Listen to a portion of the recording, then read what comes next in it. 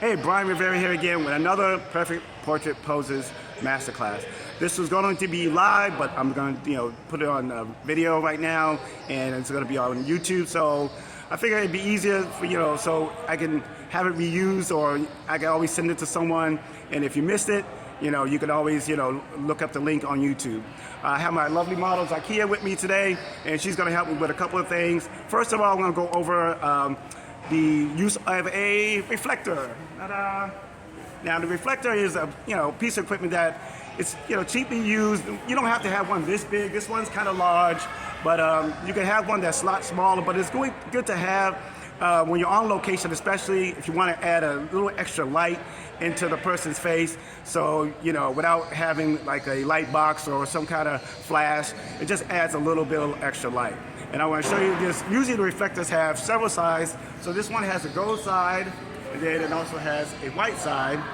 And it also does have two sides in the middle. It has a black, which you can use to absorb light, and then a silver side. I don't use those, but you might have use for it. So first thing I want to do is, I usually like to just put in just a little extra light into my client's face or my model's face, and I'll show you basically how to do that. So you want to hold the reflector kind of close to them. So, and I'll just show you like without it, and then with it. Without it, and with it. And it just gives a little extra light in her face on this side. I'm sure the camera might be adjusted a little bit, but I'm just going to do it again. See, it's a little darker on that side, then I add that little light. Catching the sun, adds that little bit of light. Okay? Also, with the gold side, it also does the same thing, but it gives it a little bit more of a shine. Gives a little like a sun reflector. So I'm going to do with the gold side, okay? Since it's without it, looking at this side, with it, without, with it, without, with it. And you can see it just gives a little glow. It's almost like a sunlight effect.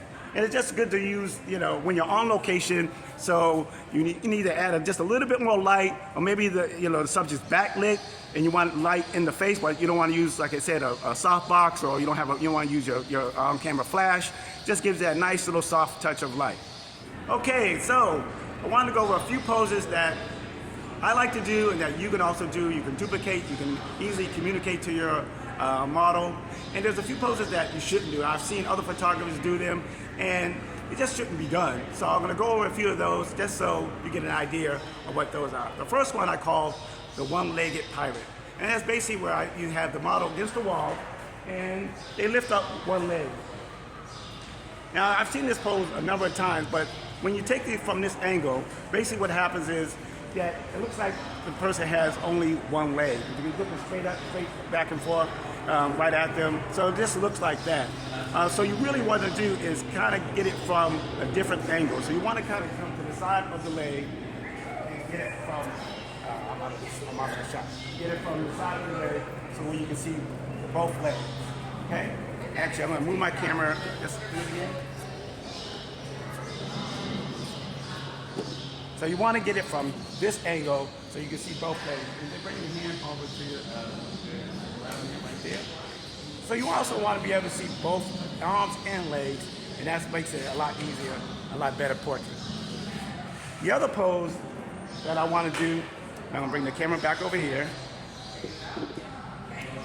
And a much better pose to do, if you want to use the wall, is to have them just cross your legs over and maybe throw your thumbs in your pocket. Something like that. That's real easy, it's real nice, real simple, and it's just a nice pose that you can also do when you're shooting your model against a wall.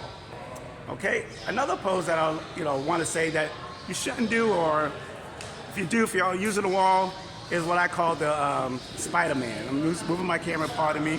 And basically, you have the model, I'm going to turn it right this way, and I've seen this pose done a number of times where they got their hands against the wall and they're looking like they're about to climb the wall. There's no reason for this pose. I've seen this pose done a number of times, so it's not like I'm making this up. I've seen it done a number of times. This is not a not a natural pose. You want something more natural. A much better pose to do would be turn around, just kind of lean into the wall with your shoulder like that. See, so that's that more natural. People do that. People lean against the wall, and it just makes for a much more natural pose. a much better look. You can also have them, look towards me, or you can look away. And if you have them look away, you want to, have them look at something. So I would just say, look at the corner of the camera, and just have their eyes focused so you can see their eyes. Or if you want to have them look at me, have them tilt your head a little bit, chin down. Very nice, and that's a very nice pose that you can do and create great results with. Okay, so that's going to be it. Just want to give you a few tips on things that you can do that makes your portrait a lot easier and a lot better. If you want more information, or if you want to get contact me, just send me a text or an email, leave a message in the comments, and I'll be glad to get back with you, and I can go over the courses and some of the workshops that I offer, and so I can help you be a better photographer, and I can help you get to the place you want to be, where you feel comfortable with posing your clients and having your clients taking great photos. Okay? Thank you for tuning in. I'll see you next time, and keep taking great photos.